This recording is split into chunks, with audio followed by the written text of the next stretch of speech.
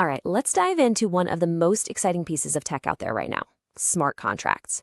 We're going to break down how a simple bit of code is set to completely change, well, almost everything, from buying a house to making sure your favorite artists get paid for their music.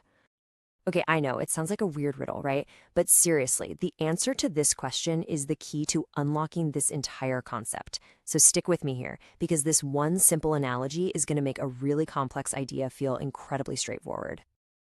To really get why smart contracts are such a game changer, we first have to look at the old way of doing things. For forever, basically, making a deal has meant relying on trust, mountains of paperwork, and usually a whole bunch of expensive middlemen. And this chart just lays it out perfectly. On the one hand, you've got traditional contracts. They need lawyers, they need banks, they need courts to make sure everyone plays fair. And all of that is slow and it costs a ton of money. But then you look at smart contracts. They're a completely different beast. They're automated, they're efficient, and here's the kicker. They shift trust from a person or an institution to the cold, hard certainty of code. So when you strip it all down, what exactly is a smart contract? Well, at its heart, it's just a program that lives on a blockchain. It's a digital promise that automatically enforces itself. The only two words you really need to remember are automatic execution and predetermined conditions. It's pure if this, then that logic. It's really that simple. And boom, here it is in the real world. A vending machine is basically a perfect, low-tech smart contract. The condition is you putting in your money. That's the if. The action is the machine giving you a soda. That's the then. There's no cashier to argue with, no negotiation. The rules are baked right into the machine, and the whole deal happens on its own. Instantly. That's the core idea we're talking about. Okay, but for this automatic, trustless system to actually work, you can't just run it on any old computer. It needs a very specific foundation to make it secure and reliable. There are three key ingredients that make the whole thing possible.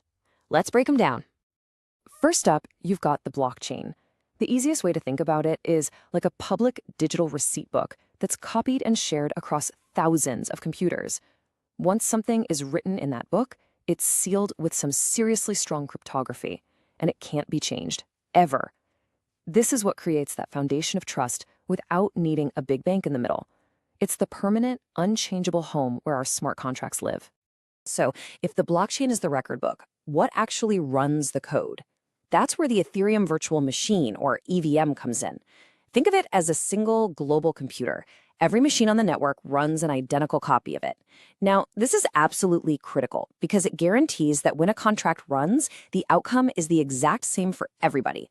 No disputes, no, well, on my computer it said this, everyone agrees. But, running a global computer isn't free. And that brings us to gas fees.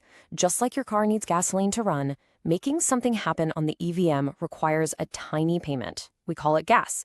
This fee does two things. It pays the people who are running the network for their computer power, and, just as important, it stops people from spamming the network, because that would get really expensive really fast. And this number kind of helps put it into perspective. A very basic transaction, like just sending some crypto to a friend, has a fixed computational cost of 21,000 gas units.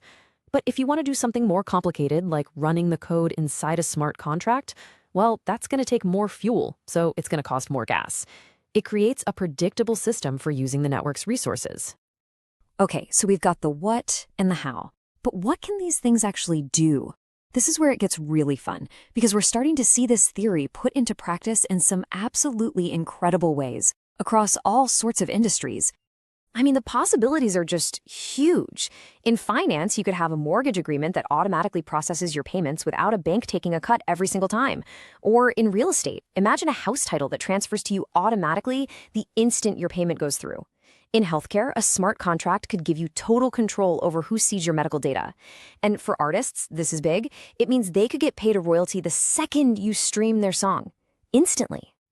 And look, this isn't just some niche, futuristic idea. The money involved is staggering. A report from Santander's venture group estimated that blockchain tech, the very thing that powers smart contracts, could save banks up to $20 billion a year. A year! That's just by cutting out middlemen and making everything more efficient. And if you want to see just how fast this is catching on, just look at this chart. This is for just one single area, digital identity. The market for managing our identities on the blockchain was projected to skyrocket from around 90 million to nearly 2 times billion dollars in just 5 years. That's not slow, steady growth. That's an explosion.